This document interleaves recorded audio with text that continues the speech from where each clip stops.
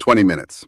That's how long it was taking runners to get from the finish line of the New York City Marathon to their street clothes, back when the race was still finding its footing in the 1970s.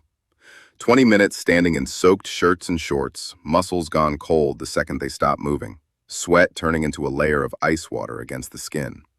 More of them were ending up in the first aid tent than were making it to their bags. Race organizers had a hypothermia problem on their hands, and it was happening in front of thousands of spectators, at the finish line, in the one moment a marathon is supposed to feel like a triumph. The fix organizers reached for was a thin, crinkling sheet of silver material that runners could wrap around their shoulders in seconds.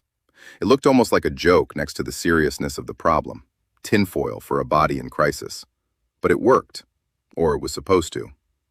In its earliest years at the marathon, the packaging was clumsy enough that volunteers sometimes couldn't unwrap it fast enough to matter, and some runners never got one at all before hypothermia symptoms had already set in. That material had already existed for over a decade before it ever touched a marathon course. It wasn't born at a finish line.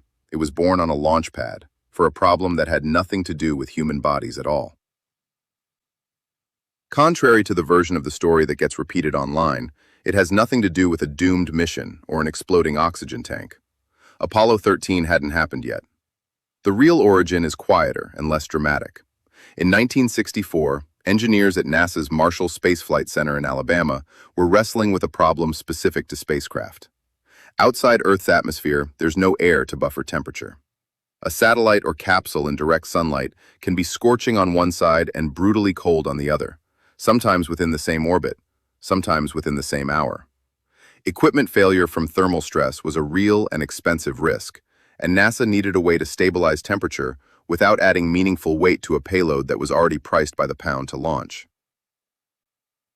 The material they landed on was a thin polyester film, developed commercially a decade earlier, coated with a microscopically thin layer of vaporized aluminum.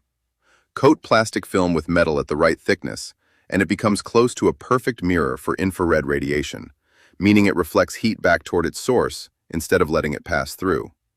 It was cheap, it was nearly weightless, and it worked. It went onto satellites. It went onto the base of the Apollo lunar landers. History doesn't record one single engineer's name behind it the way it does for some inventions. The credit belongs to a team working inside a government program, which is a less satisfying story to tell, but it's the honest one. What the record does remember clearly is the name of the person who took that obscure lab material and turned it into the object people actually recognize today. And that part of the story didn't start in a laboratory. It started on a running path in Central Park. In 1978, a man named David Deegan ran the New York City Marathon.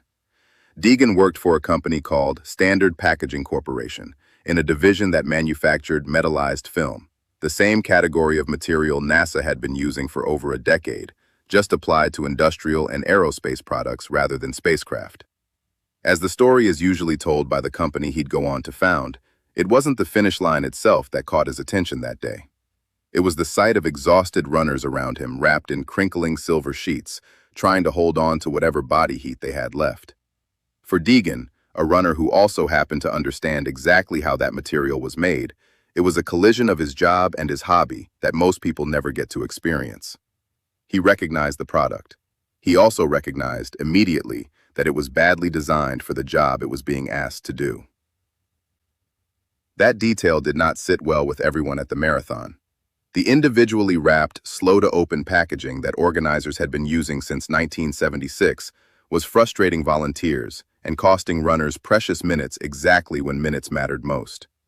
Deegan set out to fix it. He founded a company, built a faster, better-designed version of the same reflective sheet, and started supplying marathons directly. Within a few years, the product wasn't just functional, it was recognizable.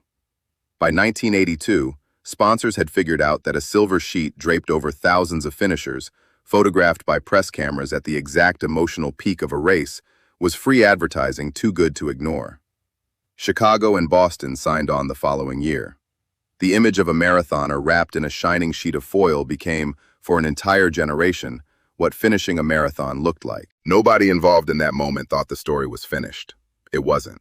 The company Deegan had originally worked for, the one that had been quietly supplying NASA and early marathon organizers with reflective film for years, shut down.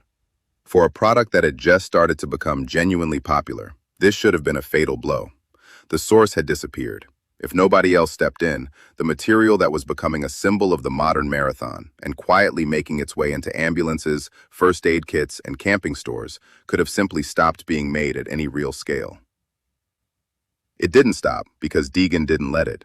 He founded his own company to keep manufacturing the product independently, and that company is still the one shipping these blankets to marathons around the world decades later, including, in one recent year alone, 24,000 individually packaged sheets for finishers of a single race outside Washington, D.C.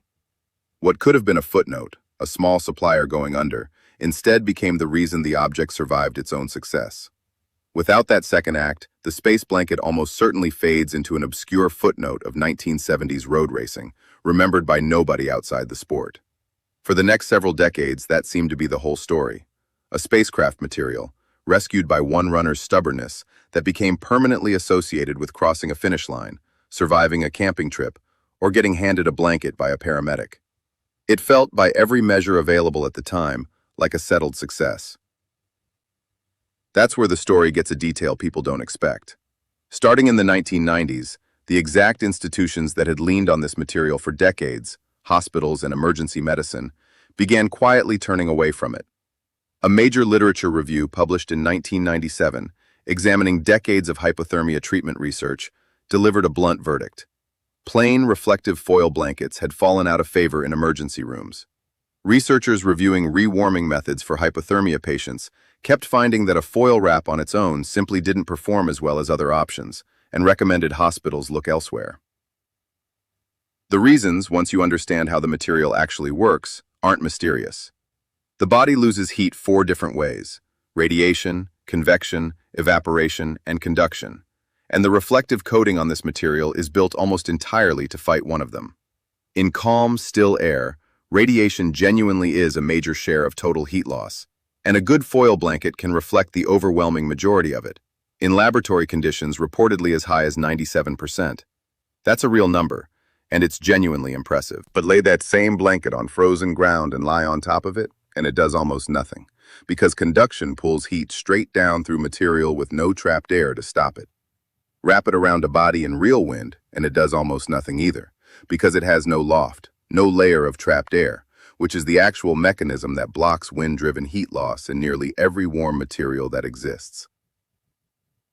A strong gust can tear a cheap one apart entirely, and because that shiny surface is also completely waterproof, wrapping it around wet clothes or a sweating body can trap condensation directly against the skin, which speeds heat loss up instead of slowing it down.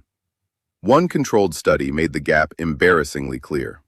Researchers in the early 2010s tested 3 different ways of warming a cold, wet person: bubble wrap, a standard ambulance blanket, and something called Hibbler's method, a cheap combination of a waterproof plastic outer layer wrapped around a separate insulating layer underneath. Hibbler's method won clearly. Skin temperature recovered faster, and patients reported feeling less cold. Bubble wrap, despite looking just as modern and clever as the foil blanket, performed the worst of the 3. Nobody planned for the story to swing this way. A material born to protect spacecraft, rescued from corporate extinction by one stubborn marathon runner, had spent decades becoming a symbol of preparedness. And now the exact professionals responsible for treating hypothermia were saying, gently but clearly, that it had never really been the whole solution on its own. Here's the twist inside the twist. The material wasn't wrong. It was being used wrong. Go back to that winning combination from the study: a waterproof shell wrapped around a separate insulating layer, and you're looking at exactly how survival instructors have always told people to actually use this thing. Wool or fleece against the skin first, foil blanket wrapped around the outside as a windproof, waterproof shell. Or lining the inside of a shelter built from piled leaves and pine boughs, letting the plant matter do the insulating, while the foil blocks wind and rain from getting in. Long before this material existed, people were solving the same problem with wool, animal fur, and thick piles of dry leaves, all working the same way, by trapping a layer of dead, motionless air against the body. One survival instructor's own account describes spending a night in the Wisconsin woods at 19 degrees below zero with no fire, no blanket, and no sleeping bag. Nothing but a shelter built from a mattress-thick pile of leaves and pine boughs, and making it through till morning. That's not a controlled study, and it should be treated as one person's account rather than a lab result. But the underlying physics behind it is well established. Still air is one of the best insulators that exists, and a thick enough pile of dead plant matter creates exactly that. The old methods and the new material were never actually in competition. They were solving two different halves of the same problem, one blocking radiant heat and wind from the outside, the other trapping dead air on the inside. And somewhere in the marketing of a $2 emergency blanket, that distinction got lost. A single product got sold as a complete solution to a problem that had always required two layers. That's not where the story ends, though. That's where it goes somewhere almost nobody would have predicted back on that running path in Central Park in 1978. On December 25, 2021, the James Webb Space Telescope launched from French Guiana, on its way to a position roughly 1,000,000 miles from Earth. Webb needed to stay extraordinarily cold to detect faint infrared light from the earliest galaxies in the universe, and the only thing standing between its sensitive instruments and the full heat of the sun is a sun shield the size of a tennis court, built from 5 layers of an ultra-thin reflective film, each coated with vaporized aluminum to bounce solar radiation back into space before it ever reaches the telescope. It's not literally the same material NASA engineers were experimenting with in 1964. The film itself is a tougher, more advanced polymer, built to survive deep space rather than a marathon finish line. But it's built on exactly the same idea those Marshall Space Flight Center engineers pioneered nearly 60 years earlier. A molecule-thin layer of reflective metal, doing the job no thick, heavy shielding ever could. That sun shield reduces solar heat from roughly 250,000 watts hitting its outer layer down to about a single watt by the time it reaches the telescope's instruments. The same core idea that once kept the satellite from cooking in orbit, that a runner's company rescued from a shuttered factory in the 1980s, that hospitals quietly stopped trusting on its own by the 1990s, is now the only thing keeping the most powerful telescope humanity has ever built cold enough to photograph light that's been traveling since almost the beginning of time. So somewhere right now, on a cold morning, a runner is crossing a marathon finish line, and a volunteer is wrapping a crinkling silver sheet around their shoulders. They almost certainly have no idea what they're actually wearing. It's not a gimmick, and it's not a miracle material either. It's one half of an idea people have been completing with wool and dead leaves for thousands of years, wearing it exactly the way its inventors never intended, doing exactly the one job it was always good at. And 1,000,000 miles away, essentially the same idea, scaled up to the size of a tennis court, is quietly protecting the most expensive scientific instrument ever launched from the same enemy it was born to fight in 1964, the heat of the sun. If you're the kind of person who wants the real, sourced history behind the gear preppers and survivalists actually carry, not the marketing version, that's what this channel does, every week. See you in the next one.